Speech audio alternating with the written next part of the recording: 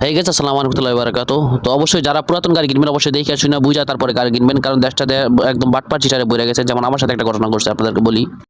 আচ্ছা, মিরপুর 13 নম্বরে। তো অবশ্যই যারা মিরপুর এরিয়াতে গাড়ি কিনবেন অবশ্যই দেখে শুনে বুঝা তারপরে গাড়ি কিনবেন। আসুন তাহলে মূল কাহিনীটা বলি। তো আমি ঢাকা সেই ময়মনসিংহ থেকে ঢাকাতে আসি একটা গাড়ি কেনার জন্য। তো গাড়িটা দেখার পর আমার মাথাটা একদম মাথার উপরে মনে করেন আকাশ ভেঙে পড়ে গেছে স্টার জলসার মতো। তো ঢাকার এটা 10 বছরের না সহ আমি যে গাড়িটা দেখি ডিসকভার 25 আসার পরে দেখি গাড়ির চেসিস নাম্বারটা কাটা। এটা আপনারা দেখলে বুঝবেন, পিছনের চেসিস নাম্বারটা দেখেন আর সামনের চেসিস নাম্বারটা।